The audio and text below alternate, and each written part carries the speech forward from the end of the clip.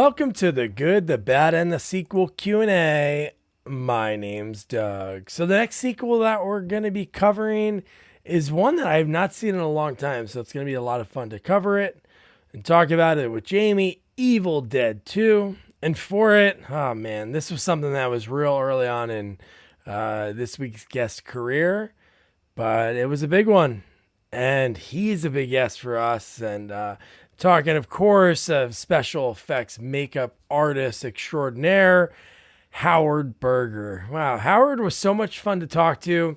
It was kind of like the perfect time through our journey of doing interviews because we talked to so many people that had such amazing stories about working with Howard, whether it had been Kathleen Kinmon when Howard and KNB FX were doing the makeup for Bride of Reanimator, or even if it's just Eddie Yang, who we talk about a lot in the beginning of the interview, and how Howard was very important to Eddie's early success. And yeah, man, so many great stories. Talked about how Howard, he's an LA guy. His dad was working in the film biz, and Howard just wanted to do this. So he used the Yellow Pages and reached out some legends. I'll let him tell the story. And just, man, he really wanted it.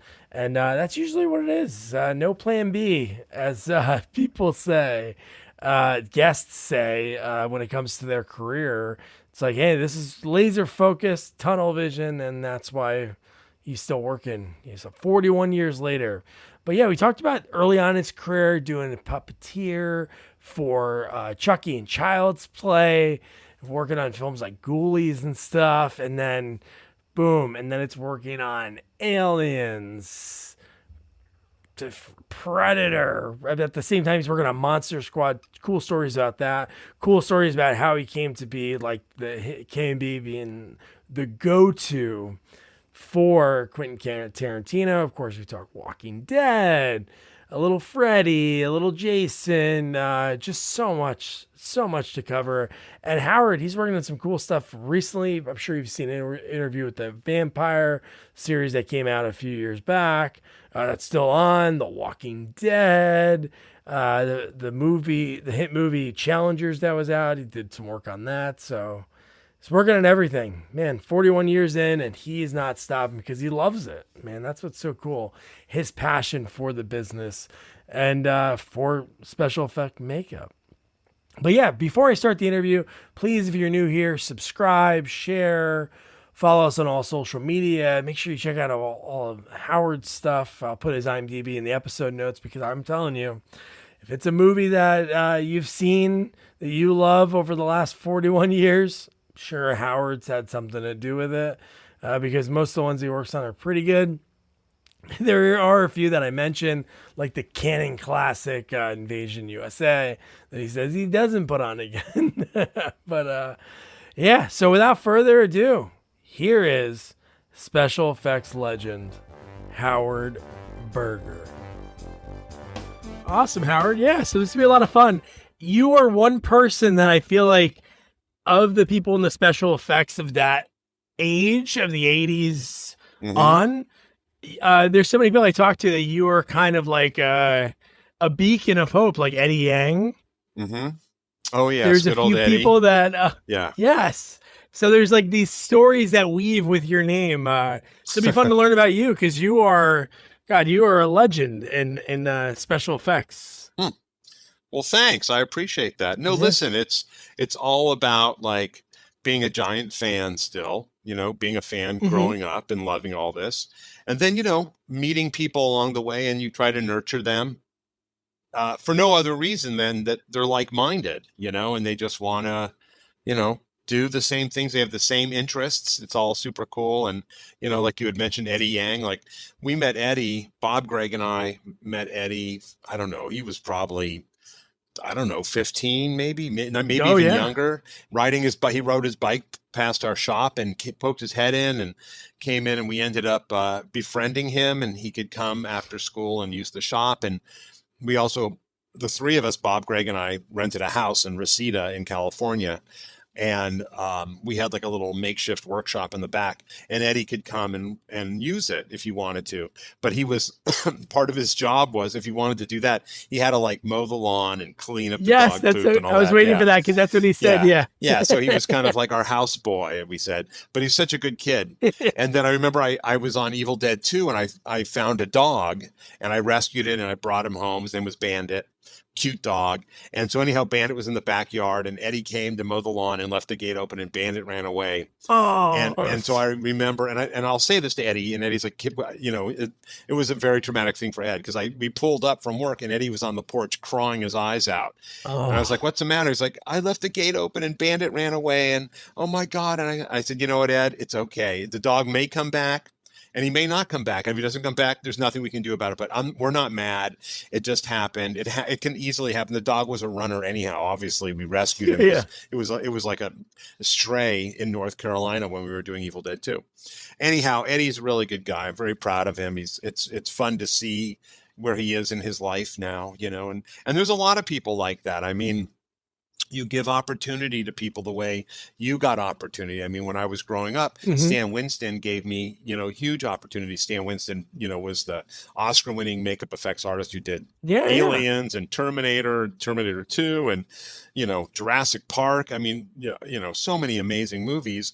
And I met Stan when I was 12, and he was really, really generous, and he kind of nurtured me all through my, you know, adolescence and teenage years. And then, you know, when I graduated high school, he offered me a job, and of course I took it the day after I graduated, and I started working at Stan's, and that was on Aliens. So oh my God. it was So you very graduated. exciting. Yeah. So you're working on that. So Yeah. how did it all lead up to it? You grew up in LA? Yeah, I'm born and raised in LA, so I'm one of the few that is an actual resident, you know, a real Valley boy. And I grew up in the San Fernando Valley. And, you know, I just loved movies, and I loved monsters. And my parents were very, very supportive. My mom was a teacher, but she was also an artist. And that kind of like rubbed off on me. We did a lot of drawing and so forth. And then my dad worked in the film industry. He was a post-production sound editor. And he loved movies too. So he kind of helped usher me into the world of film. And, you know, I'm not sure if he wanted me to be a sound engineer. It wasn't something I was interested in. Although I think sound is, you know, that's the quintessential, you know, aspect of a successful movie is that sound. You know, we've certainly seen clips without sound, like, you know, and you're like, that doesn't work at all, you know. But every aspect of filmmaking is super important. Anyhow, my parents were very supportive of me, and they, you know, let me ruin up my bedroom and destroy the oven and all that good stuff. And I made monsters, and I have 3 younger sisters, and I made them up. And my sister Heidi, who's my eldest, is still missing a portion of her eyebrow after like 50 years. And, you know, but it was a great childhood. It was very, encouraging. And, you know, when I went to high school, I had already had a pretty good book of stuff I had put together that I was teaching myself how to do. Like I had a little mini portfolio, and I went to Chatsworth High School, and they had a great drama department taught by this teacher, Robert Corelli, who's like 95 years old now. He's not at the school anymore, but anyhow, there were a lot of famous people went to that school, like Val Kilmer went there, and Kevin Spacey, and, you know, Mira Winningham. And it was a really high profile drama department. So, but when you got into high school, when you're in your first year, you were just in drama 1, and then you had to do drama 2 and drama 3, and then maybe you could go to play production. Anyhow, on the first day of drama 1, my first day at Chatsworth High, in drama 1, I went after the class, and I showed Bob Corelli my book. I said, hey, I'm really interested. If you ever need help, I can do makeup and stuff. And he looked at it, and he went, you're in play production starting tomorrow. So I literally just went from drama 1 to play production the next day. And he's like, I'm going to make sure this kid does tons of stuff for me in their plays. So I ended up my entire high school years having like a little bit of a budget per show. You know, it could be like $100-$200. And I would do all these prosthetic makeups and creatures. And, you know, we did the Elephant Man on stage, which traditionally doesn't have a makeup. It's the actor performing it. But Bob was like, hey, let's do the Elephant Man, and you could do the makeup. And I'm like, absolutely. So, you know, it was a really great training ground. So I got to experiment and teach myself how to do prosthetics. And that just prepared me. Everything prepared me for when I got out of high school and started working professionally for like Stan Winston and Rick Baker and Kevin Yeager and Mark Shostrom and John Beekler. So, Alan Apone. So there was a whole bunch of people, before I started working, or before we started KNB FX Group, Bob Kurtzman, Greg Nicotero, and myself.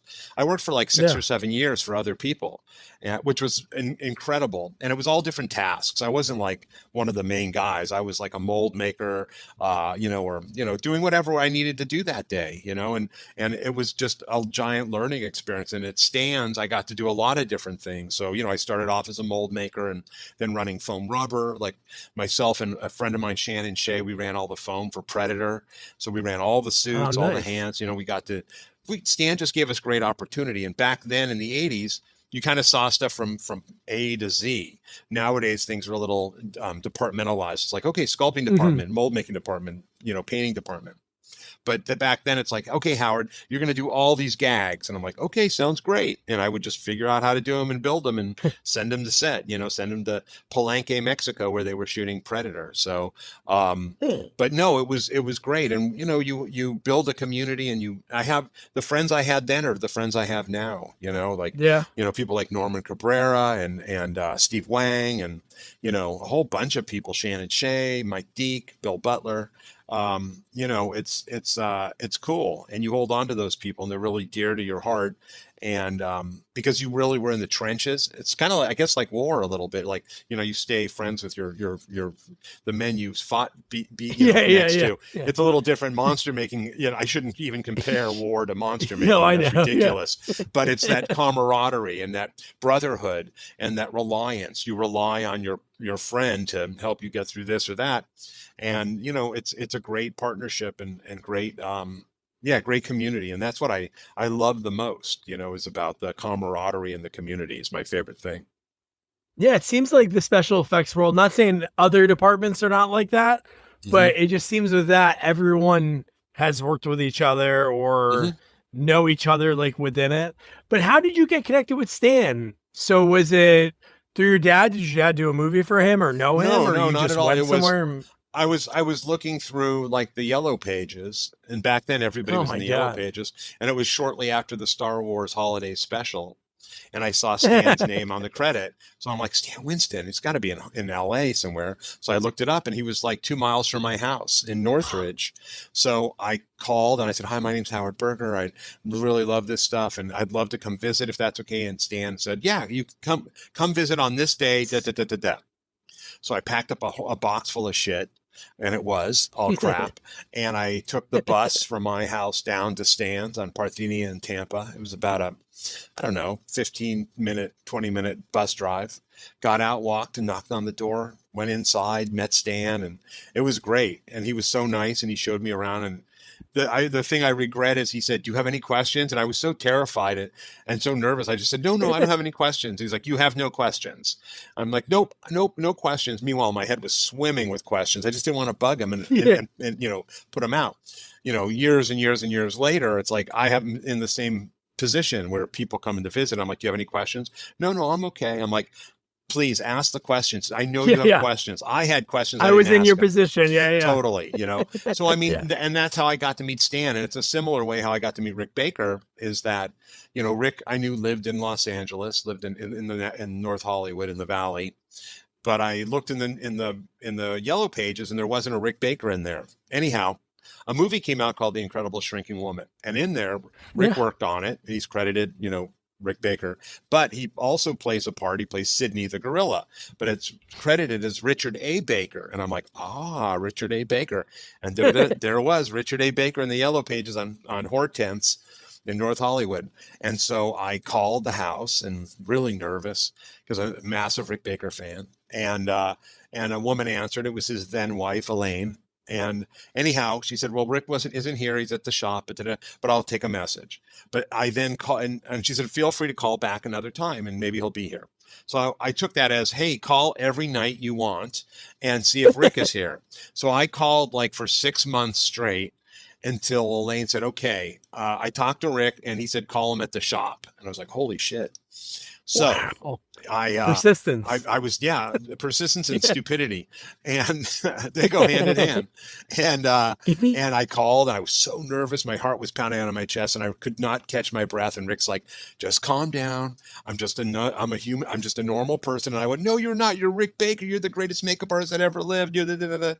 Anyhow, he invited me to the shop the next day, and my mom dropped me off because I was 14 years old, and she dropped me off, and it was in North Hollywood on Sherman Way in Whitsett, and it was a small little shop, but it was so magical. And there was Rick Baker, and there was all the guys: Steve Johnson, Tom Hester, Bill Sturgeon, Kevin Brennan, Elaine Baker. It was Sean McEnroe. It was pretty incredible, and I'd seen all of them in the pages of Fangoria. And I was just a giant fan. So that was the beginning of that. And I remember before I went, I thought, they must all just live here. Like, they have bunk beds and stuff like that. And Elaine must cook for them. I had this fantasy in my head that, like, why wouldn't they? Why would they go home? Why? It's the Rick Bakers. I would live there forever. So years and years and years, actually not a lot of years later, as a matter of fact, it was about a month ago, I was having lunch with Rick. And I said, did I ever tell you when I first came to visit you when I was like 14 years old, I thought everyone that worked at the shop, you guys had bunk beds and you all just lived there, and Elaine made all the food. And he just started laughing. He's like, "Are you kidding?" And I'm like, "No, I totally believe that." Like, you guys were in Fangoria. It was Baker's Half Dozen article. And I was like, they must all just be there. And he's like, "No, not at all." He's like, "I had to find stuff for Elaine to do. I had to run foam, but she didn't cook for anybody." And I was like, "Oh, that was my big fantasy, Anyhow, it's been nice to keep a friendship with Rick Baker. And even now, like I said, I've known him since I was 14 years old. I'm 60 now. And even then, going to see him, I'm a little nervous because I idolize him. He's so large to me, and always will be. And I just respect and I'm so humbled to be by him and with him. And he meant so much to me. He still means so much to me. I mean, he's such a huge inspiration. If you go to his Instagram page, he's always doing super cool stuff. And it's really inspiring. So he's just a cool dude. All these guys are just awesome people. Yeah, and they're pushing the limits, like what Rick did was like taking to the next level, and then he taught the next generation to do the same thing. So just the way he learned. Yeah, it's incredible. So when was the first time you were on set? Was it Ghoulies or Trancers? I think, it was. The first time I went to set, I was working at John Beekler's. Nice. Let me think. It wasn't Ghoulies. It probably was. Yeah, it probably was Trancers. And we were shooting at the Panorama Mall in Panorama City. And I think it's like a demilitarized zone now. And but we shot the scene where like a Santa Claus turns into a trancer and attacks Tim Tomlinson and all. And I would think maybe that was like one of my first, or maybe even, I know what, I'm even going to step back a little bit. My first time on set actually was a Ronnie James Dio video called Last in Line that Don Coscarelli was directing. That's what it was. And we shot it at A&M Records, which is now the Henson building. It's right on Fairfax. And so we shot that, and we did a whole bunch of makeups. We shot it in 2 days. It was on, I think it was on a Saturday and Sunday. And Ronnie James Dio was so nice and so cool. And all of us, of course, were so excited because it was Don Coscarelli. It's the guy that directed Phantasm, and we all love Phantasm. Oh, yeah. So he was super cool and, really nice. And it was a whole bunch of us. It was Everett Burrell, John Volich, myself, Cleve Hall, Chris Biggs. There were so many of us that got to go to set and apply all these makeups, Mitch Devane. And it was so fun, but we were so burned out. We never stopped. We shot straight for 2 days rather. And I was like, ooh, this is rough. And I was like, 18 years old. And I'm like, this is really, really tiring. So, but then John Beekler gave us a lot of opportunity to do stuff at the shop. And, John's stuff wasn't always the best, but it also wasn't the worst. And we had the opportunity to learn. We've definitely learned from mistakes because we made mistakes continually there. And John was a really good guy and really gave us a lot of trust and let us just go and make cool stuff, the best stuff we could, within the limitations. So, but yeah, no, it was great. I always liked set work. Now it's my favorite thing. I love set work. But yeah, I feel very, very lucky to be able to do all that early on in my career. Yeah. And you worked with, like you said, you worked with so many different people, like learning like working with Stan, Rick, Yeah. John, and even on Day of the Dead. So you worked with Tom Yeah. Savini. Yeah. I'm And sure you worked on Savini, that. Yeah. that, Yeah. absolutely. And that was a big, big thing. I mean, Oh yeah. I had never met Tom before, and I got a call to go work on Day of the Dead. Again, I was super young, and it was kind of like, I think I was 19 years old, and I'd never been on location. And John Volich was on the movie, and they needed two other people. So John's like, hey, some of my friends Howard and Everett. So we flew out to Pittsburgh and we worked on the movie, and it was really outstanding. And that's where I met Greg Nicotero and became, lifelong Oh really? friends. That's Yeah, that. yeah, That's that's the where I met seminal Greg. moment for Yeah, you guys. I was 19, he was 20, and he this was his first movie, and he was Tom's assistant on the film, and also got a part in it. Because he was such a cute guy, I guess, and all the girls loved him. So he played, what was it? Sven B. Johnson, Sergeant, or Private Sven B. Johnson, or whatever. Anyhow, it was really, really fun, and we met. Again, you meet these guys, and you're in the trenches and the film trenches, and you stick with them forever. And and I'm very close to Tom.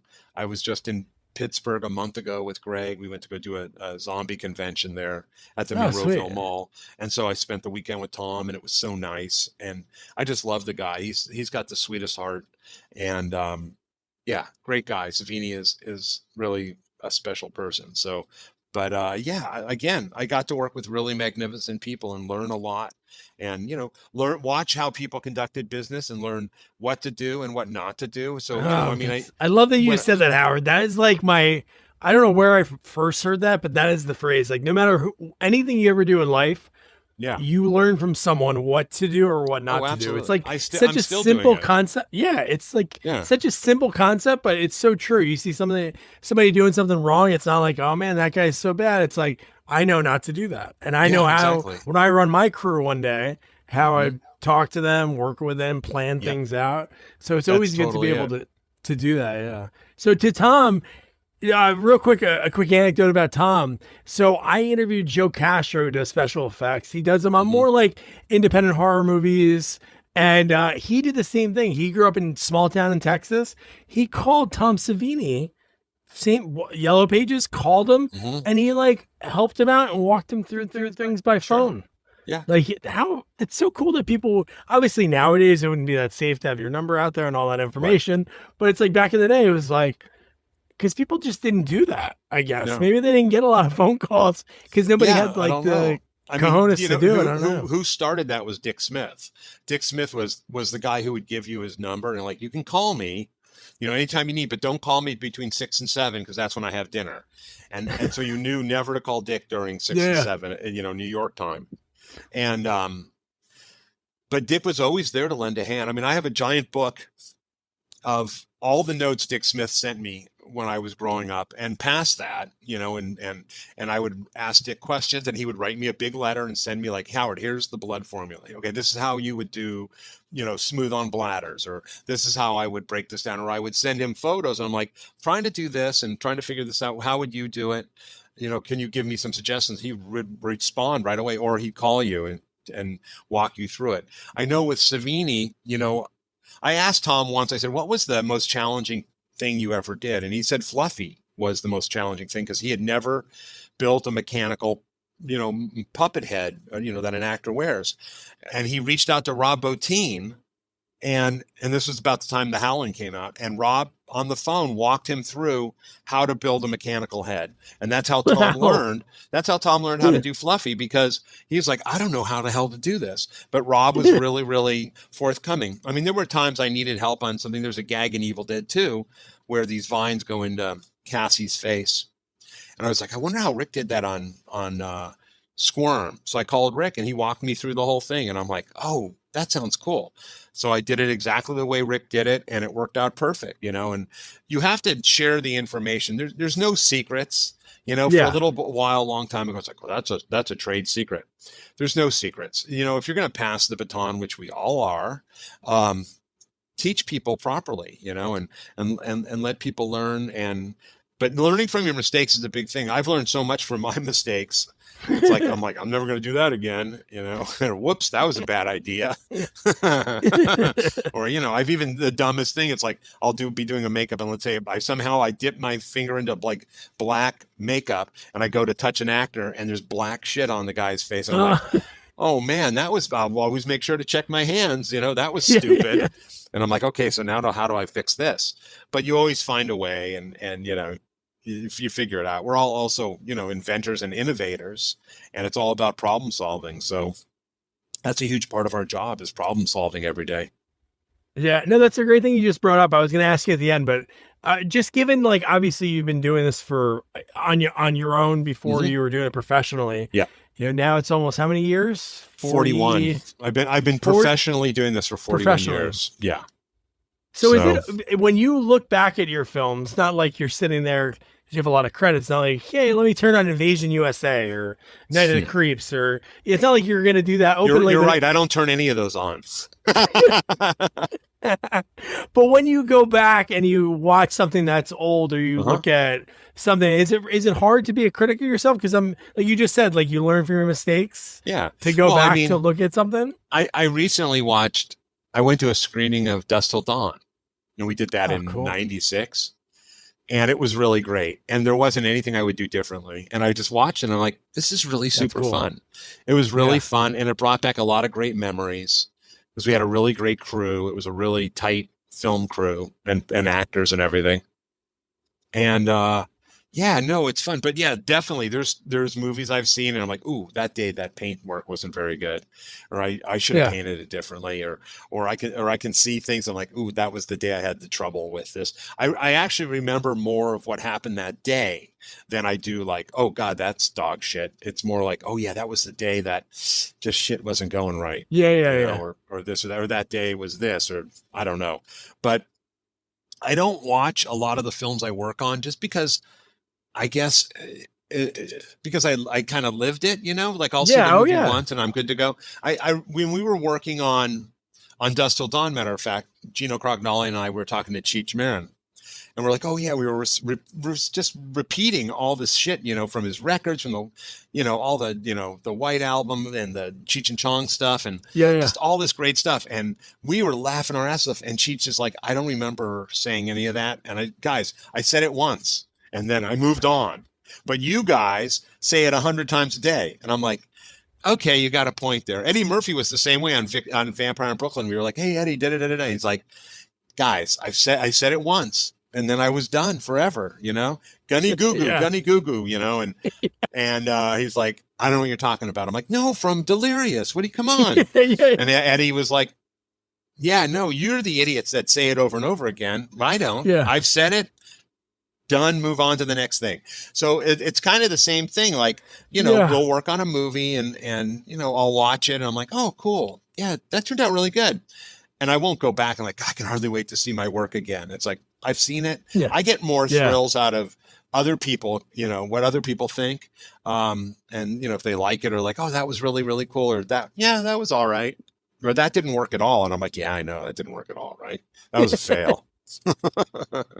So you just have to have you have to have perspective, you have to look in the mirror. You can't, I remember, well, I don't remember. I recently was listening to an interview on a Mark Maron show, which I love Mark Maron.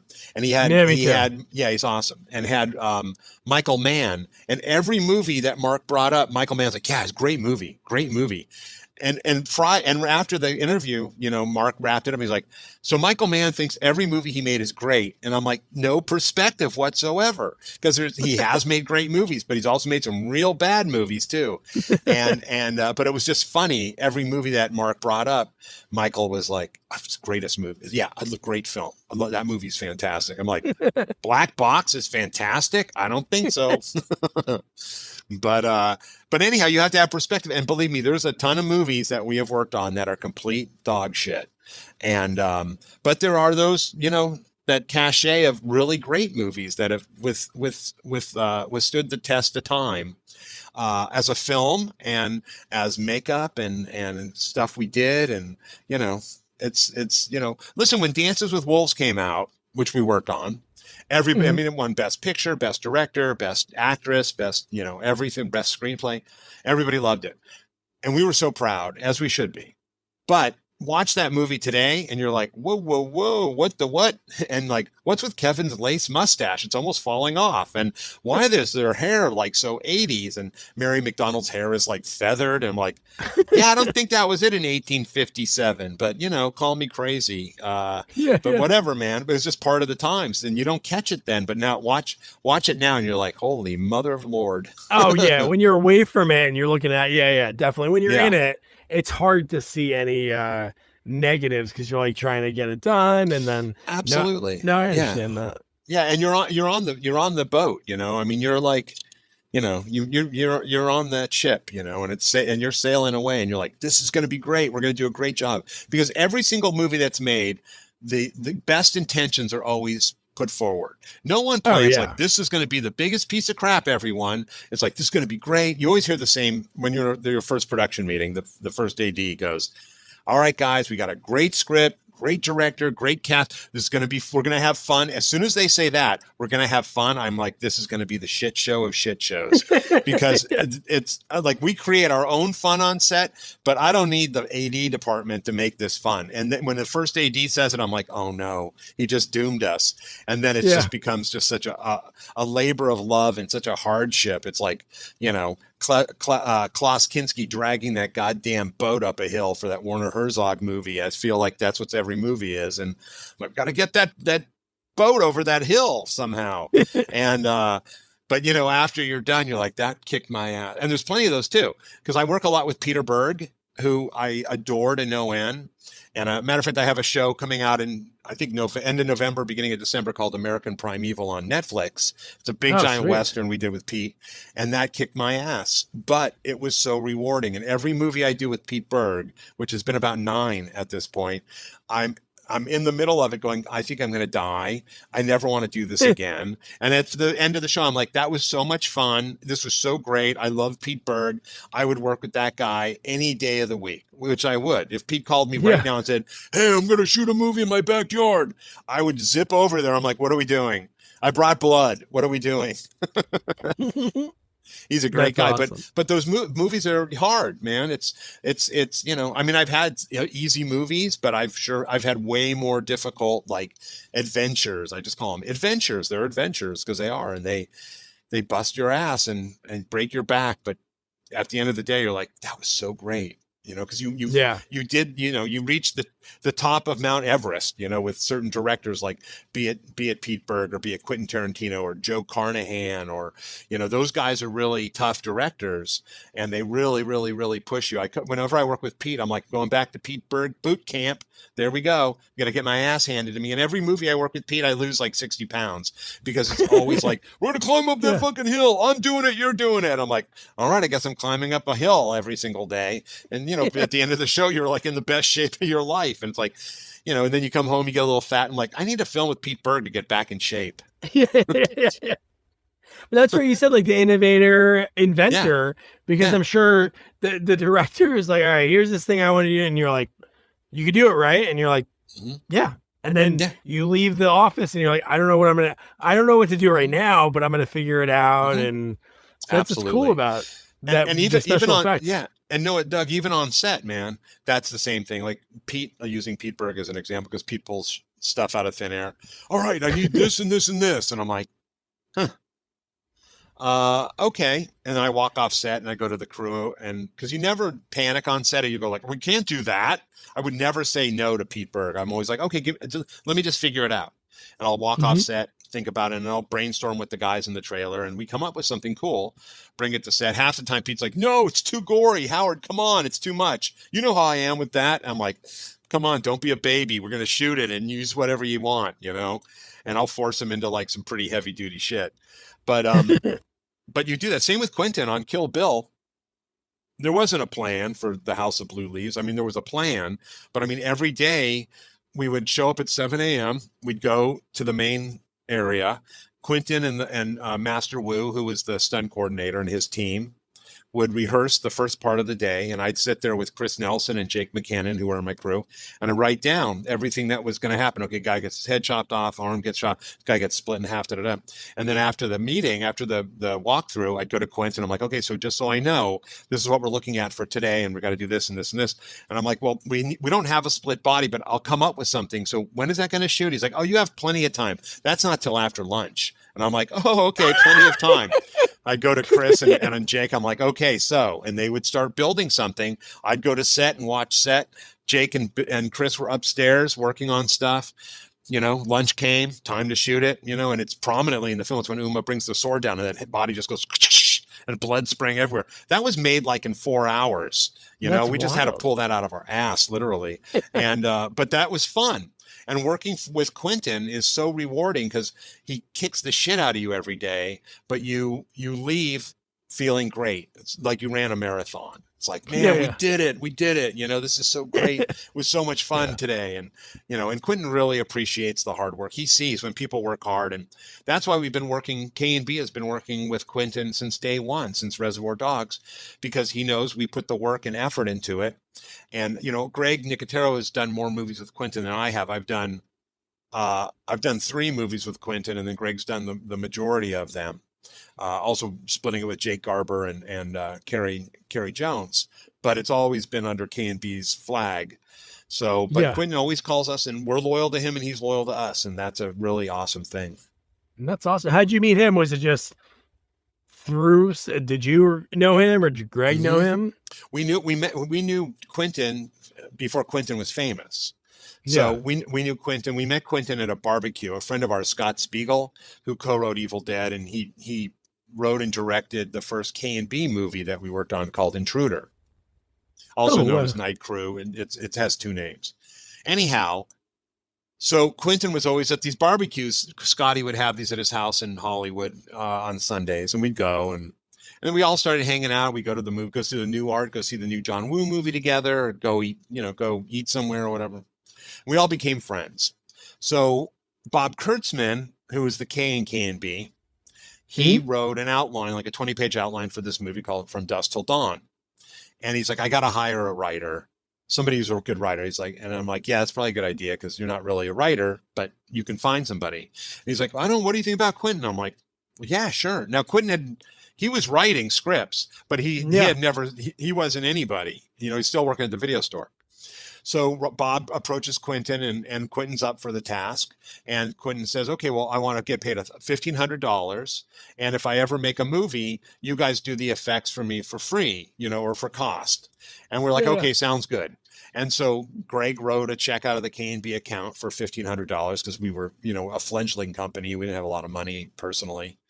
And so we paid Quentin that. And then, we weren't really sure if Quentin was ever going to direct a movie. And then one day he called and he's like, hey, I'm calling in the other half of the deal.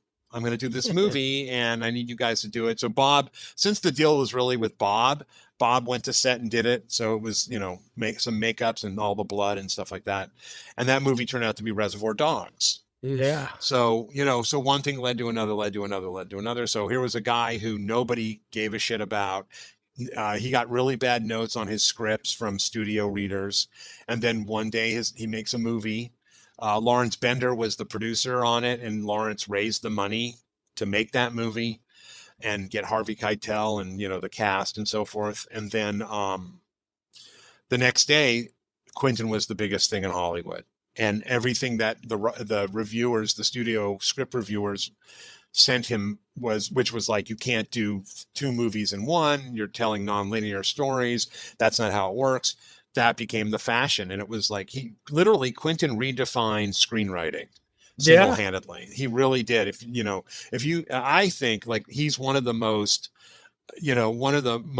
innovative and people in the film industry. He completely changed how you write movies, which really is, there's no rules. And he just did what he wanted to do. And he made a movie. Actually, all his movies are movies that he wants to see. So that's why Yeah. they're so cool, because he's got great sensibilities and he loves movies, and he just writes the films he loves, that he wants to see. So, but anyhow, that's how we met Quentin, and we've been with him ever since. I think the only thing we didn't work with him on was Jackie Brown, and that's because there was nothing in it for us. Yeah, that's cool. That was it. Want to shop Walmart Black Friday deals first? Walmart Plus members get early access to our hottest deals. Join now and get 50% off a 1-year annual membership. Shop Black Friday deals first with Walmart Plus. See terms at walmartplus.com. But that's a cool little connection. No, he's one of those guys, like we were talking about Marin before. I don't know why he was making the rounds last year. I don't know if he had a book come out or something. Yeah, he did. He did Marin, and man, he just thinks in this way. He's like, and it's not a negative to say. He's like a kid when it comes to talking about movies. Like, he loves infectious. Charles Bronson movies, Yeah, and he's like, he gets so energetic, and like Kathleen Kinmont, who you guys worked on for Bride of Animator. Yeah, she loved you guys because she had to sit in that chair for so long, and she was saying how like just what a grueling process that was. But she was in acting classes when she was, because of her mom, she wanted to start acting at like 16, 17, and Quentin was in the same acting class as her. Yeah. No, Quentin like his enthusiasm is infectious. And Quentin, on top of being a great writer, a great filmmaker, he's a great author. So he's written 2 books. He wrote the novelization of Once Upon a Time in Hollywood, which is which is fantastic. And it's not a novelization. It's like to me, it's more of a continuation. It's really a fantastic book. If you haven't read it, I highly I burned through it so fast. And then he has cinema speculation, which is like his critical theory on movies and specific movies. I'm reading it. I'm like, yes, that's exactly what I think. Yes, that's exactly. And I'm like, God damn it. And and Quentin has a podcast too with Roger Avery's, which is really, really great. And they pick movies and they talk about them and all that good stuff. So, he's just a really interesting guy. And that was one of my favorite things working with Quentin, is just sitting and listening to him, because we would finish shooting and then all go out to dinner. And of course, Quentin always had things to say, and I would just sit and listen and just suck it in. And I got so much more knowledge, and just like hearing what he says and the way he sees it, because he sees things very differently than most people. And I really appreciate that. And I adore him too. He's one of my favorite directors. I've been so lucky working with these guys that are inspiring. It's hard to be on a set when the director isn't inspiring and really doesn't have their shit together. And I'm just like, God damn it. I wish there's an easier way to do this. And this poor guy or this poor person just is not making it happen. And you're just like, and you try to help, and their egos won't allow it. And they're also very insecure, and you just see the failure, and you're like, this could all be prevented so easily if this person would just. Also, it's sometimes the studio brings somebody in to be the director, and they're not ready to be the director yet, And the thing is, being a director, like, you have to have a vision, but you also have to have a leadership skills and be a manager, because you're in charge of hundreds of people every single day.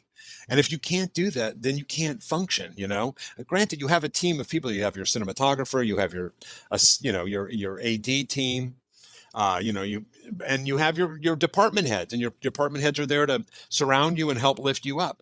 But sometimes directors who are inexperienced don't realize that, and they take it as an insult, or they just are very insecure. If you're like, hey, maybe we should, it's like, hey, I'm the director, okay? And I'm like, yeah. Okie dokie, sounds great. I'm going to go sit over there in my chair and watch you fail. So, and they do, and they fail miserably. And you're like, that was a shit show, but it didn't have to be. But it's those directors you work with that know their shit, and they show up prepared, and you're like, God, this is so great. This is how it's supposed to be. Like, they need to have a school about directing where it is about management and leadership, because it's so important. It really is. And how to treat the crew and how to talk to the crew. I was talking in the shop the other day about directors, different styles, and Quentin has a great style, which I really respect. A lot of good directors do, where they don't sit there and bark shit out at the cast, while they're performing, because the actors have a job they have to do too. And I've been on sets where it's like, they're trying to act, and it's like, no, move to your right. And the actor like has to break his train of thought. And like, what? Oh, move to the right. Yeah. Okay. I'll do it. and then try to get back into it. But somebody like Quentin or many other directors won't do that, and let them do their job. And if there's a change, then you go and say, hey, you know what, for this next take, let's change this or let's change that. And my thought is, like, as you're barking stuff out at actors, you might disrupt their rhythm. Oh yeah. And aside from just ruining the take, you could have had something special at the end of the take, that you now aren't going to get because you didn't let the actor do his job. And it's really about everybody doing their job. So there's those that sit there and yammer on and on during a take, which is annoying as shit. And then there's those that just let you do it. I think if I was a director, I would just let them do their job. You plant the seed. I was lucky enough to work with Vincent D'Onofrio on that movie, The Cell. And I asked Vince, and nice. I said on Full Metal Jacket, like, what did Kubrick say to you? Do you guys have a lot of talks? And he said, no, he didn't say anything. He just came up to me and said, make it big. And that's all he said the whole movie to me. And so I just made it big. And I'm like, so he basically planted a seed, and the seed just grew from your soil, your creative soil. And he's like, yeah. And I'm like, shit, that's awesome. Because there are directors who like to sit and, talk for hours with their actors about, like, the reason, and maybe the actor needs that. Mm-hmm. But, I think you can have a little bit of a conversation, and then, like, okay, now you're going to do your job. Your job is, I'm doing my job. You do your job. Makeup's doing their job. Camera's doing their job. So let the actors do their thing. And if it needs refining, like any of the departments, I get called like, hey, Howard, next take, can you go in and just I'm like, yeah, they're not going to do it in the middle of the take. Okay, hold on. Howard, go in there and smudge his eye a little more. Like, I'm not doing that in the middle of a fucking take. So, and I've done that too. They're like, can you go in there? And I'm like, no, roll, keep going. No,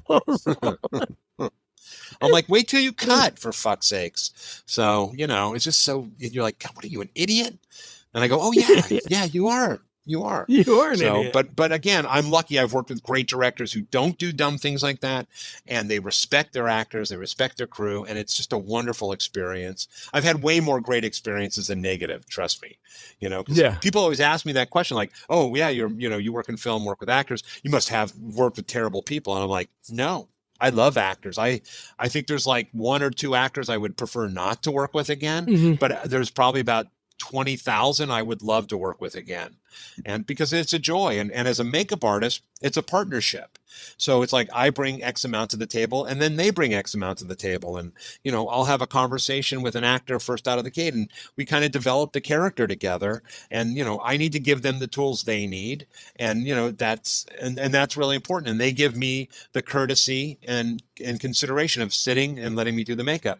You'd say Kathleen Kenmon, poor Keenie. Yeah. I felt so bad for her. That was like a 6-hour makeup every day. We shot for like 12 to 14 hours, and then it took 2 hours to clean her up. The good thing was we only shot with her 6 days, so she would have a day in between. So she'd work a day, then have a day off, and then work a day. But that poor girl went through the ringer, and there was 3 of us. There was myself, Bob Kurtzman, and Mike Spatola, making her up and cleaning her up. And it was just, it was exhausting, but she was such a great champ. She was so professional, so lovely. And I mean, she really brought that character to life for us and worked with us. And, I can't say enough great things about her. She was so stellar. And, on the 6th day, we took it off, and I was like, thank God we never have to do this again. And then Brian Usna came in. He's like, I need another day. And I'm like, well, that's not going to happen. We don't have any more suits. And he's like, well, there's the suit. And I looked over at the, 2-day ratty suit we've been using. And I'm like, oh, this one? And I picked it up, and I took a big pair of scissors and just started cutting it up in the garbage can. He's like, you can't do that. I said, I'm doing it, man. We're done. And he stormed out of the room, and Kathleen just looked at me and she went, thank you so much. And then I never spoke to Brian Usna again. Again? Yeah. Oh, man. I interviewed him. He felt so bad about Kathleen and the way her character was on screen that it wasn't like she was like the focal point at the end. Yeah. So he when he did Return of the Living Dead 3, he made it the female as like the hero from that. But, right. Yeah, man, that's grueling makeup that you went through. Yeah, that was a grueling show. Yeah. So in your career, obviously in the beginning, you're working on all these amazing people. You're learning so much. What was the first time you think that I'm sure there's maybe a few like touchstone moments of this, but that you did something that was so important to the movie? Was it like working on Freddy? Like, cause you headed that for Well, Dream Master? yeah, Nightmare 4. I was working for Kevin Yeager, and Kevin asked me to apply the makeup. So I was just applying this beautiful makeup that Kevin Yeager designed and created, and so that was a lot of fun. But that's a good question, man. I think maybe the first time I was like, holy shit, that turned out really amazing, and it really makes the movie work. Probably Predator. Tell you the truth. Yeah. Because we were all working on Monster Squad at Stan's, and then one day Arnold came in. You worked on Monster Squad, or? Yeah.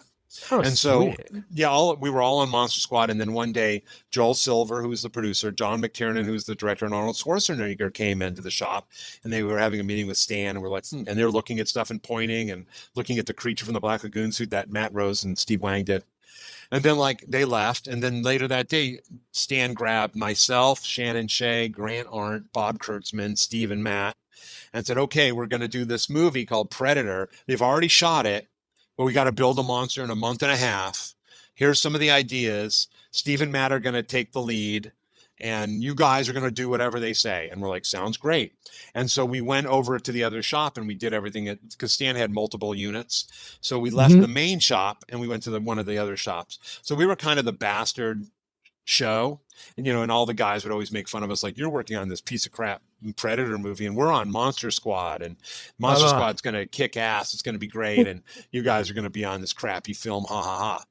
Anyhow, we banged out all the Predator stuff as fast as we could, and that was all Steve Wang and Matt Rose killing it and being super geniuses. And movie went, and they shot it, and the guys came back from location, and they're like, I don't know, man, this movie.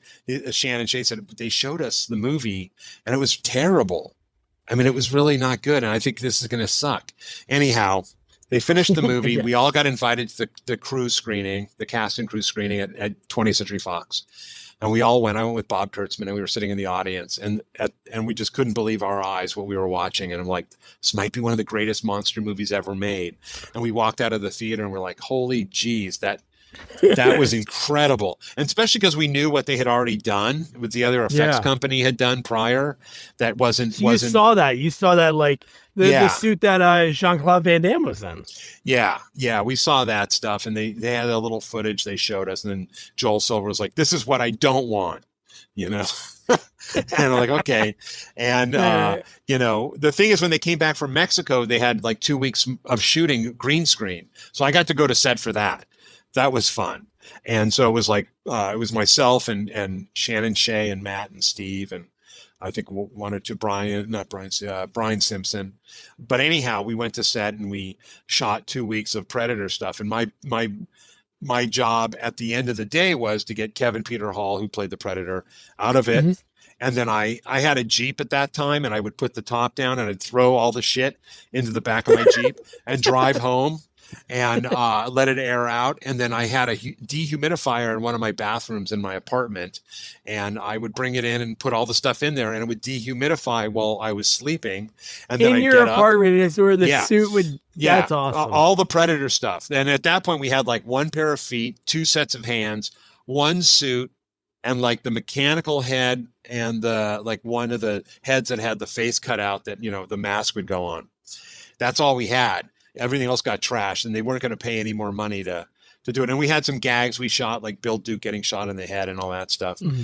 But so yeah, for 2 weeks, that was my big thing: is take the Predator, the stinky, sweaty, sweat drenched Predator suit, and put it in my bathroom. And so my whole apartment smelled like a locker room for weeks and weeks. My girlfriend, who became my wife, was like, "This is."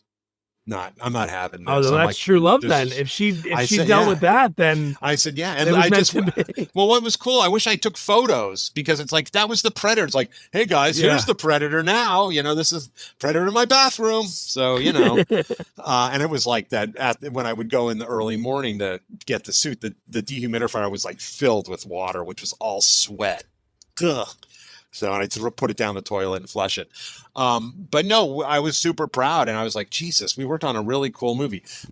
Same thing with Aliens. Like, we worked on Aliens, and we didn't really know what that was going to be like. We weren't getting like the greatest reports from set, from the guys that were there. They're like, I don't know. Some of the acting, some of the props are a little cheeseball. And then we all went to see Aliens, and we were like, oh my God, this movie is amazing. So you never know. You just never know. But then you can work on. So you never went over there? You never went over to London? No, you were just I wasn't working here. Oh God, no. I was. And I the was stuff low, was getting shipped. No, I was low man on the totem pole. Yeah, I was, working for Stan, and no, I was like on the night crew with Bob Kurtzman and Rick Lazzarini, because since they were in London, they were 8 hours ahead of us. So Stan always wanted people in the shop. So Rick Lazzarini, myself, and Bob took the night crew, and we'd be working at night. So if Stan needed something, or any of the guys needed something, they could call the shop and we'd be there, instead of like, 8 hours later getting the message when we come in. And, we could have been working on it right away and shipping it out first thing in the morning. Yeah. So that was smart of Stan. But we also had free reign of the shop, and we ran around like idiots. And, like I remember I walked into Stan's office, and Rick Lazzarini was standing on Stan's table, on his desk, holding an Emmy, going, "I'd like to thank the Academy." I mean, it was just the three of us, and we were like, woohoo! Acting like a bunch of idiots at 3 a.m. in Stan Winston's shop, on Parthenia in Tampa. But you think back, like the shop's not there anymore, of course, but the building is. And recently I went over there just to drive by, and like all these memories, like just hit me like a giant bunch of bricks, and it really hit my heart big time. And I just felt all these memories and how much I loved it. And I went in the back, where we shot that. You've seen that mock-up of the Queen Alien we did with cardboard and garbage bags and all that stuff. Oh, yeah. Which had is it up wild. on the crane. Yeah. So, and I, was looking at it, and I'm like, right there. People pass here every day. They have no idea the amazing things that were done in this parking lot or in this shop. And, and it was closed at the time. It's now like a t-shirt printing place, but I want to go back over, and go inside and like, can I just walk around? I'm sorry, I used to work here. Can I just take a look, But it's always interesting. I'm very nostalgic about things like that. Just because those moments were so important to me. Those places to me still hold the essence and the spirit of the things we did and the people that were there, and especially with Stan not being here anymore, that shop is really, to me, that's the Stan Winston shop for me. He moved into a giant shop in Van Nuys, which I never worked at. I think I visited like 3 times, but the Parthenia Tampa shop, that was the shop where I grew up. And that space is really, I mean, if it ever came up for rent, I'd go rent it and just sit in there and just like go, yep. For a month. This was Stan's office. Yeah. Right here is where we did the Queen Alien. Right here is where the Terminator was done, stuff like that. Cause I think, and Carlo Rambaldi, who created the mechanical aspect of the alien head for the movie Alien with, and built E.T. and of course the aliens from Close Encounters. His shop was right up the street from Stan's as well. Oh, wow. It's just now an auto mechanics shop. And I went by there too. And I'm like, if you guys only knew what went on in this studio, I mean, E.T. was born in this studio, Yeah. Was alien. Everything all in the same area? Was it all a bunch of Don Post? Don Post there was an area, in North Hollywood. There was like this, it seemed like a 2-block radius. Like there was Makeup Effects Lab, which Alan Apone owned. There was John Beekler's. There was Ted Ray's. There was, all these different shops, Global Effects, Rick Baker's, Greg Canham's, Dave Miller's rather. So there was like this 2-mile radius, and it was just, that was like the hub for makeup effect shops. And then in the valley in Northridge, there was, John Beekler and Stan Winston and a couple other shops. So it was really, really cool. It was fun, but it was a different time. We got away with murder back then, and that shit would never fly today. And, we would waste time. We would, just have fun. It was really about having tons of fun. Yeah. Did you guys, where'd you guys set up your shop? when you Our guys? very first shop was in Canoga Park. It was like an 800 square foot bowling alley, it looked like. And so Bob and I set it up, and because Greg was away working on something. And so we set the shop up. We worked in it for a little bit, and then we ended up renting another shop and moved to Chatsworth. And we were in Chatsworth for a super long time. And so we had multiple shops there. And after X amount of years, maybe 20 years or something, maybe or 18 years, we moved to Van Nuys because it was really inexpensive there. And we got a really big shop. And that was amazing. And then we decided then it got really expensive and also kind of dangerous. And it's a bad area. Like one day we came to work and there was a dead body in the street. There was a murder victim. And we're like, I think we should probably move, you know? And I'm like, yeah, let's move. And then we moved back to Chatsworth, which is where we're at now. We've been there for 14 years, and that'll probably be our last shop, I think. But it's great. So, but it's funny. You start at 800 square foot and you end up at 20,000 square foot. So it's pretty crazy. So now that you have the space and you're nostalgic, do you keep a lot of stuff?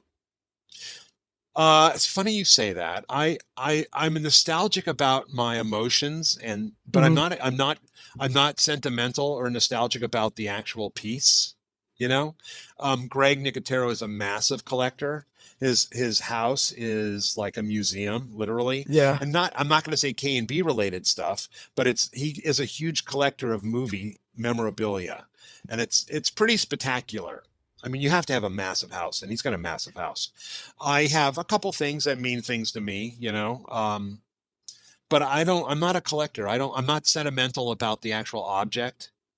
I love collecting artwork from the movies. Like I own a lot of original poster art, you know. I think that's really cool because somebody actually painted that. They painted that poster, you know, for whatever, this or this, and I'm like, I want to own that, you know. I think that's just a beautiful thing.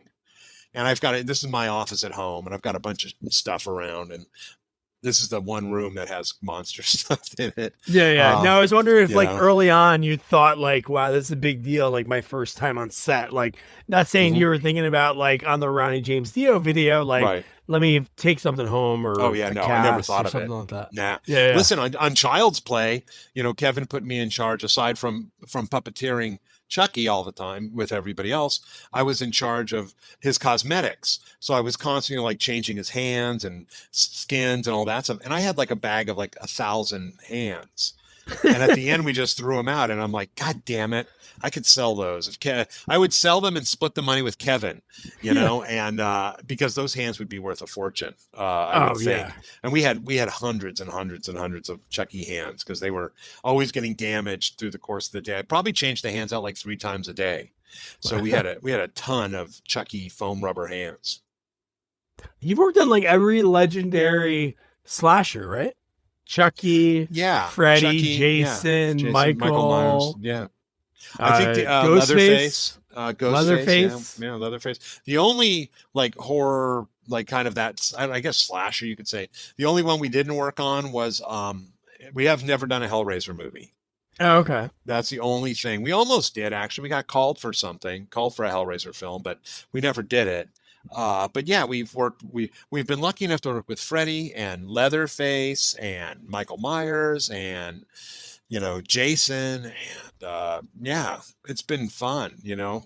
Yeah, it was all super cool to work on those movies and some cool installments of those movies. Like obviously, I love Nightmare 4. Talking about like a guy's life changing overnight. Like the director, I can't think of his name off the top of my head. Arlen. I know you. Rennie yes, Arlen. like after that movie, like he was like nothing. Like I talked to Lisa Wilcox, and she talked about how he wore like the same denim, the same jacket all the time, and he always seemed like he was just like sleeping somewhere in an office, and then the next morning he's like the next guy doing Die Hard 2, and then everything blows up.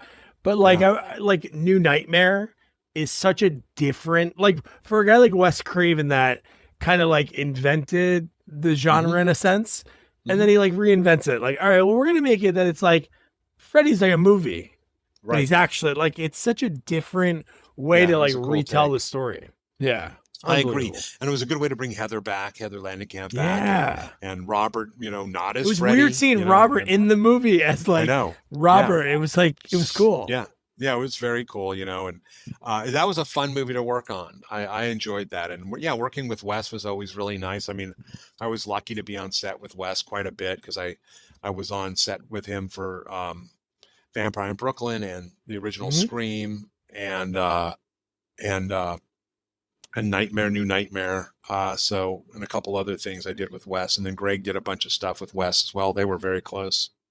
But yeah, I mean, talk about those guys. It's like we got to work with Toby Hooper, Larry Cohen, Don Coscarelli, Mick Garris, Stuart Gordon, all these great people.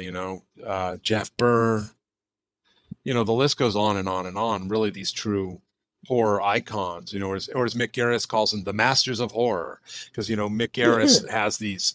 Or I don't know if he does it anymore because unfortunately many of the guys are not here anymore. But he would have these dinners at his house or at a restaurant. And it was all the masters of horror. And the criteria was if you directed a horror film, you could go to them. But I remember I'm like, Mick, why can't I go? He's like, you haven't directed a movie. I said, dude, I'm a master of horror. Are you kidding? I've done so many effing movies. Like, you have to direct a movie. And I'm like, but that guy and that guy's here. They just did like one crappy horror film. He's like, still, they met the criteria. And I'm like, I want to go to the Masters of Horror dinner. So I never, I never got to. That's okay. I don't hold it against Mick Garris because I truly love that guy. He's wonderful, and I think it's super cool. He has that same sort of feel and attitude of like just kid-like love and enthusiasm and excitement for the world of horror and for people doing really cool things. Because there's some really great up and coming horror directors, I think, that are pretty spectacular. And this summer we're seeing a lot of really cool horror films. I mean. Obviously Ty West. I love Ty West. Yeah. I love the X films, or X, Pearl, and now Maxine. I think are fantastic. I went and saw Long Legs. I thought that was super fun. Oh yeah, that was good. I got to see that. It's good. It's good. I'm not sure why it's called Long Legs, but that's okay. I enjoyed it. I thought it was creepy. It looked cool. It had great sensibilities. And there's a whole bunch of stuff. M. Night Shyamalan has a cool film called Trap coming out, which looks neat. Yeah, with Josh Hartnett. Yeah. Josh Hartnett. I love the idea from the trailer. Looks cool. But yeah, there's a ton of horror movies, and that makes me excited. I mean, last year we had great stuff. We had, Talk to Me, which I thought was excellent, and another film out of Argentina called When Evil Lurks, which was scary as all hell. Oh yeah, that film's scary as shit. And I watched that by myself like at 3 a.m. I was totally freaked out. So anyhow, I mean, it's cool. The horror movies are always popular. I know Hollywood always likes to poop on them, but they're a constant. They never ever go out of style. Oh yeah, and they're always a fave. So it's pretty cool. Yeah, one of the I'm gonna. It's always funny whenever I talk to people and they have a ton of credits. I always mention sometimes the movie that they probably never get asked about. Yeah, but it's just like when you're a kid and you get a VHS tape, like my dad was a garbage man, so people used to throw that stuff out. So like if a video store went out of business, and one that I remember me and my buddies, every sleepover I bring it was Dr. Giggles. Oh, Dr. Giggles. I always like the catch lines. The doctor is insane. The doctor is out of his mind. That was Greg Nicotero did all the set work on that with Gino Crognoli, and Manny Cotto, who has passed away sadly last year, wrote and directed it. And Dr. Giggles is something, and we thought they were going to do more. I mean, Larry Drake, who played Dr. Giggles, was signed for like 3 or 4 more Dr. Giggles films. And I don't know what happened. It just did not catch on when it came out, and it didn't happen again. But we had a really, really good time doing it. Larry Drake was super, super kind. He came to the shop because we had to live cast him and all that. And it was super fun. But yes, I like meeting people who really love the stuff we used to do, the older movies, the old school stuff, because it's easy to go, I love Walking Dead. It's like, okay, it's been on for 14 years, that's a little bit, it's become a little bit of, horror 101 these days, like you meet someone like, I'm a huge horror fan. I'm like, what are your favorite horror films? Well, I love The Exorcist, The Shining, and Rosemary's Baby. And I'm like, okay, so then when you're not Googling horror movies, what are your favorite horror films? And it's like, that's horror 101. And I think and God love Walking Dead. It has helped KNB stay afloat for 14 years. It's a wonderful show to work on. Totally. And, and having Greg Nicotero so involved with it has been a joy. But but it's nice when people come up and they'll pick movies that I'm like, really, you like that film, huh? Night of the Creeps has had like a massive like I watched it resurgence. last week because I knew I was going to talk to you, because I always go through the IMDb and I'm like, what should I watch tonight? And I watched that again. Yeah, it's just there's just something about that movie that it's just so it's I don't know. It's something about it. I don't know. Yeah, I don't know. Yeah, that convention I went to with Greg and Savini in Pittsburgh, they did a whole reunion and the whole cast was there from Night of the Creeps, and I hadn't seen them since we shot the movie. So it was kind of funny to see, like, in my mind, they're still kids, and now they're as old as me. And Fred Decker was there, and I hadn't seen Fred for a really long time, and that was really cool. So I was the sole representation for Dave Miller's makeup effects company there, which was fun, and I got to talk a little bit about what we did. But yeah, no, I'm always surprised. It's funny. So your dad was a garbage man, huh? He was a garbage. Yeah, my mom was a waitress, so it's like the New Jersey love story, I think. No, it's cool. Bob Kurtzman, who was the K, his father's a garbage man. And Santa Kurtzman Sanitation in Crestline, Ohio. So and I went to visit them once, and I ran the garbage route with them. And I was like, I want to do garbage one day, and so I ran the route, and I'm like, that was super fun. And they're like, well, do this for the rest of your life. It's not so fun. Yeah, hang in the back of a truck. Yeah, there's cars zipping past you. Yeah. And it was bright and early. I mean, we got up like at 3 a.m, and we were done with the route by 6:30. But I was like, I wanted that experience. I was like, I got to go to Crestline, Ohio, and go with Bob's dad, Louie, and do the garbage route. We had to stop at McDonald's and get our cup of coffee first, and then it's like, okay, let's go do the garbage. And it was really, really super fun. So, but I can appreciate being a garbage man is a lot of hard work. Yeah. My dad loved it. And he used to always he used to always be like, man, I can't believe people threw this out. It'd be like a whole thing of movies, Nintendo 64. I remember it was cool. Yeah, severed limbs, head in a basket, things like that. You're like, why would somebody throw out a perfectly good severed head? Well, I mean, they say, one man's trash is another man's treasure. So, you never know what you find. But yes, I could imagine you can find some pretty cool things. I mean, nowadays it's all automated, and it's not really like get a garbage can and empty it out. It's like, hey, look, and sift through people's stuff. So, no dumpster diving. Yeah, exactly. So I always like to ask, this has been so much fun. Again, I love finding out like the journey to the first credit and the early parts of the career, because obviously you're super busy. I'm sure there's a ton of shows that, like you said, you had a meeting today. So I'm sure there's you have a lot of stuff that's coming out soon, even just this year alone.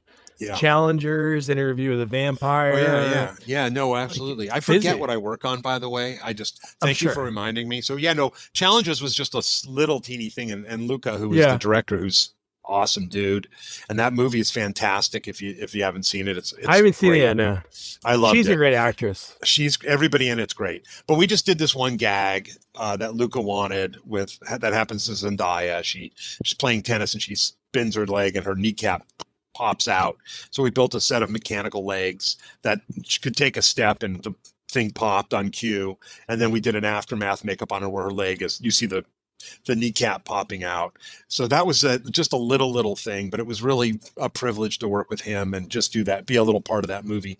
And then Interview with a Vampire, I'm super proud of. I mean, we did season 1 and 2, and Mark Johnson, who's a producer I've worked with for 21 years since the Narnia movies, and then on Breaking Bad and Better Call Saul and a bunch of other movies. And he was nominated this year for The Holdovers, Wow. Great producer. Anyhow, he brought us on to that, and also Mayfair Witches, and Interview with the Vampire is wonderful and lovely and gorgeous and really cinematic. And this season 2, which I just binge watched last weekend, I fell in love with. And I mean, all the scripts were fantastic, and I wasn't able to go to set for the second season. Tammy Lane, who I work with all the time, Tammy went and she ran the show, and she did a fantastic job. And she and I co-department headed season 1, and then I left midway through, and she took over and ran the show till the bitter end, and again did a magnificent job, as she always does. She's a superstar. But it's really great. I highly recommend it. And then, of course, we have, like I had said earlier, this Pete Berg Western that I'm really proud of called American Primeval. That'll be on Netflix. Again, it's either the end of like right before Thanksgiving or right after Thanksgiving. But Taylor Kitsch and Betty Gilpin and Nice. Kim Coates and Shea Wiggum. I mean, it's got a giant cast. I think I had like 132 actors speaking parts in the movie, and it's a series. But Pete directed all of it, so we approached it as one giant 6-hour movie at 6 episodes, and it takes place in 1857, I think. It's written by Mark L. Smith, who wrote The Revenant, and that's a pretty hardcore movie. And it's all semi-factual, same as The Revenant was. Jim Bridger's in it, and we have the Native American tribes and just everything that went on. Brigham Young, who's the founder of Mormonism, is in it. That's what Kim Coates plays as Brigham Young, and he was fantastic. Oh, as really? always. So it's set in that time period with Brigham. Wow. Yeah. It's basically about the Mormon militia. And it's pretty hardcore stuff. I mean, I department headed it, so handled every aspect of all the makeups, all the effects, the looks on every single actor, along with my buddy Johnny Villanueva, who handled the hair, who always kills it. And he and I have worked together. We've done 13 projects together. We started working together when we were working with Mark Wahlberg. We met on Lone Survivor. And after that, I'm like, dude, you and I need to work together forever because we're both peas in a pod, him and I. And it's the most fun. I never laugh as much as I do with anybody else. And being on set with my buddy Johnny, it's really a great experience always. And it ends up being great. It's a great partnership on set, which is the most important. But anyhow, I think American Primeval is going to be dynamite. And then I'm trying to think I think Mayfair Witches season 2 is coming out this year. I'm pretty sure it is in the fall. There's some cool stuff in that. We did that as well.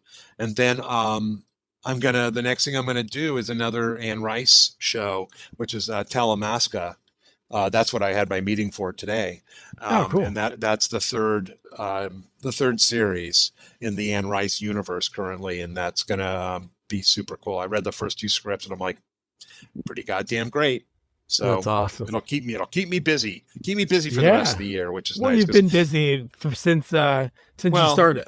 Yeah, I mean, this year has been dead, to tell you the truth, just because we're still the strike.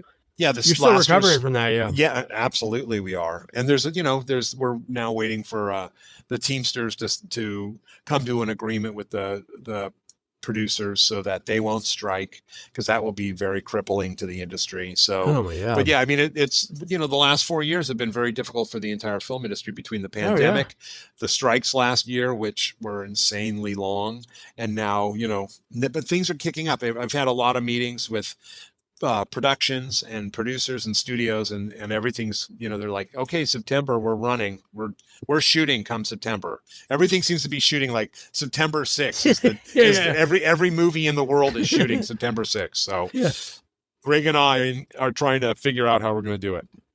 Yeah, no, it is crazy. Like with that, I interviewed an actress the other night, and she on her credits, it's like for next year she's going to be in a movie called The Juice, and it's like an O.J. Simpson story. She plays Nicole Brown, and she looks like her. And I'm like, oh my god, it's so I'm like, man, this is like really exciting. She's like, oh, I started that in 2019. So they started filming it end of 2019, COVID hit, and then every time they've tried to get like all the principal together, it just the timing's not working, and then they're gonna finish it next year. But it's like 5-6 years just to make something because of the strike, and then the world being shut down for a little while. Yeah, it's crazy. It's been It has been a crazy 4 years. That's all I got to say. Yeah. So two more questions. This has been so great.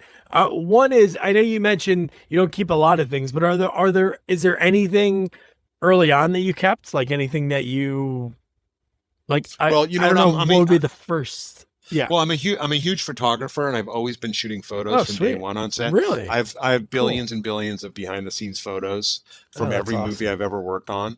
And so I'm in the process of cataloging everything, because prior to digital revolution, because now I shoot film as well. I have a lot of film cameras as well, and I like to mix the mediums. But when we first started, we shot all film. So over Christmas, I organized all the pictures we had at KNB, which were thousands upon thousands, and I put them all in their own individual movie slots. And so now we know, where everything is. And then we shot tons and tons of Ektachrome. Bob and I were shooting slides like it was going out of business, and books and books and books and books of slides. So those are the things I hold on to. And art, things we've done for films, that I really like, things that I was involved with. I'll keep the designs, the original designs, we were lucky enough to be able to hire Bernie Wrightson, on a couple shows. And there was, he did a show that I was supervising, and I kept a couple of the original pieces he gave me, which to me mean the world. And I just think they're wonderful and beautiful, and they're Bernie Wrightson, for God's sakes. So that's cool. But no, I'm looking around. I don't really have any props.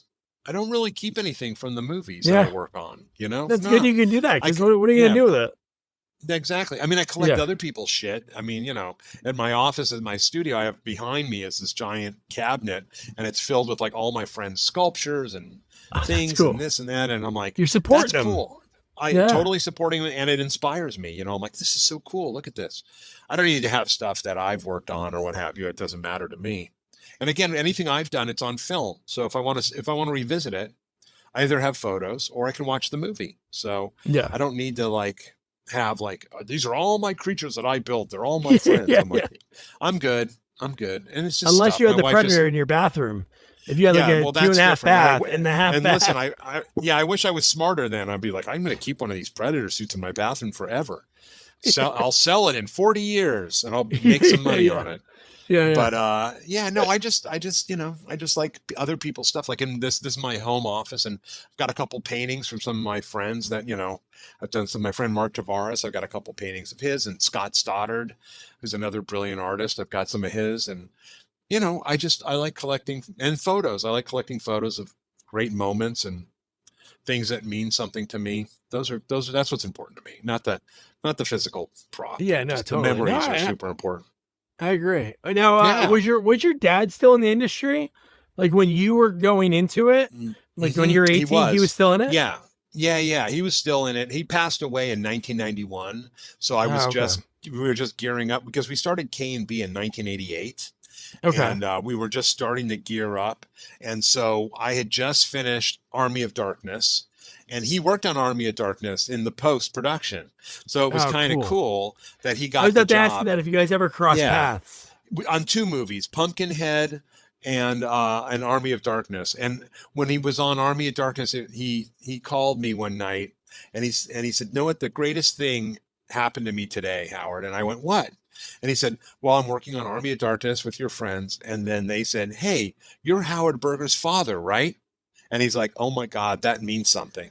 Opposed to like, "Hey, Howard Berger's your kid," or whatever. But the fact that he was associated with me, and they're like, "Oh, you're Howard Berger's dad," and my dad was over the moon. He was like, "That was the coolest thing. Like, that means that there's something about you, Howard, that they like, and that you've done a good job, and that they're, you're their point of reference." And I'm like, "Oh, and hey, there's his dad." Opposed to like, this is hi, that's my kid, But it was that was really, and it was special to me too. I think it was Bruce Campbell who said that to my dad, because he was there doing sound effect stuff. And I remember my dad calling me. It's like, "We got to come up with these bones." And Bruce wants. I'm like, "No, have him use these and do this." And I said, "Put Bruce on the phone, Bruce. You know better. Just do this. And for breaking stuff, get some celery." And he's like, "Oh yeah, that's right, buddy. I forgot about that." It's like, it's been a while. And I'm like, okay. But my dad was in the business. I say this to my wife. If I had one wish, it would be to spend a day right now with my dad, so he could see everything, and see where I'm at in my career, in my life, with my children, with my beautiful wife, Miriam. With my involvement with the Academy of Motion Pictures, which is massive, I put a book out a couple of years ago called Masters of Makeup Effects, which is a great book. I'm writing another book now called Making Monsters, which will be out next September 14th, 2025. And it's awesome. But you can now order on Amazon Masters of Makeup Effects. It's been out, came out in Sweet. 2022, and it's a great book. It's rather awesome, and it has nothing to do with me, but it has to do with the world of makeup effects, and amazing interviews with 70 iconic artists and filmmakers about makeup effects in movies. So anyhow, so that's on Amazon. You can buy it on Amazon, and it's super fun. Your dad must have been so proud, like in that moment. I remember my dad always telling me that it wasn't even about like, because my dad passed away a few years ago. It's like he got to see my daughter be born, not my son, but he saw all these like moments up until I was 35. But I remember as a kid, it wasn't like my athletics or like grades. He just always loved when like another parent would be like, hey, Doug's a good kid. Like out of the blue, or I ran into Doug and he said hi to me and he asked me how I was doing. My dad was like, that was like the thing for him that showed like I did a good job. Like that was his. It's true though. It's true. It reflects. I mean, I have 3 children. I have a brilliant, wonderful daughter. I've got a great son who's given me 2 granddaughters. And then I have a son who I love to death, but he's a lot of work and he's a lot of trouble. And I'd say most people, they all love all 3 kids, but they all always go like, oh, and then there's Jake. And I'm like, yeah, God love him, But yeah, no, I think it's nice as a parent when somebody goes, says like, wow, you really did a great job, or they're great people. They're really great human beings. Yeah. Because the other option is like, God, you raised some real shitheads. Yeah. What a bunch of losers, Are any of them in the business or no? No, they're way too smart. No, my daughter my daughter works for Con Edison, which is the energy company. And that's by me. It's in New York. Yeah, in New Totally. York. So she works for Con Edison and she lives in Brooklyn and loves it. My son Travis and his wife Julie live in Idaho, in Meridian, Idaho. They have a restaurant called the Tipsy Chef, which is great. No way. And is he a chef? He is. No, he didn't start off. She's a chef. She's a classically trained chef. Oh, sweet. And they met each other while they were working at this great boutique wine place here in the Valley called Augustine, and fell in love and ran away to Idaho and got married, started a business, and had a baby like all in one year. I'm like, dude, I thought I was proactive. This is crazy. So, but yeah, it's given me 2 beautiful granddaughters, and he's a wonderful guy, and I adore him. And then then my son Jake is, Jake's Jake, and he's going to do what he's going to do. So But there's always one that you're like, I love the kid, but good Lord, wild card. Yeah, I think my son's going to be a wild card. My daughter was a saint. My son is like, can I jump off of this? Or can I climb this or throw this? But I know nice place to travel. I lived in Oregon for 4 or 5 years. I only drove through Idaho, but like the times we left to Jersey and come back. But it was nice. It was cool. Yeah, it's all good. He loves it. I mean, I would lose my mind, but he's all good. I go to when we go to visit, my wife and I go to visit. That's perfect. We go for a couple days. I'm good to go. Yeah, totally. And last question: did you know the ending of The Mist? When you guys were on set, you knew that? Yes. Yeah. Because it was a big battle. So, I mean, Greg, again, to do that, right? Yeah. The studio did not want to do that. And they were really opposed to Frank's concept. And, Greg, that was a show Greg did because Greg always worked with Frank Darabont. I worked on Green Mile with Frank but then Greg's done everything else with Frank, and they're good friends. So cool. I talked to Sadler, who worked with him a lot, and I interviewed Ron Schmidt. So Ron's awesome. We talked about the end of that movie and how it was like that they told the parents like, we're gonna do this thing, but we're not gonna tell your son. That's pretty wild. It is. I mean, we knew it because we had to make stuff for it and stuff like that. So we were. Oh, that's true, Derek. We were prepping stuff for it. So. But yeah, I mean, I remember Greg being on set and it's like, man, the Weinsteins are fighting Frank big time, but Frank's not going to give in. And Frank never gives in because he knows what's best. I was reading something today. It was an interview with Stephen King, and he said he likes Frank's ending better than his ending. He thinks what Frank did was really outstanding. And I agree. I think if it had a happy ending, it would be like, what? But it's a horrible, horrible ending. I was really gutting. And not that I love that movie. I think it's fine, but there's some really cool elements that Frank put into the story, and I think the end is really exceptional. Frank's a great writer. Frank Yeah. Darabont is an exceptional writer, really brilliant. But yeah, Howard, thank you. This has been awesome. Sure. You're a legend, Yeah. and I was happy to pick your brain, man. There you Appreciate go. it. You've picked it dry for today.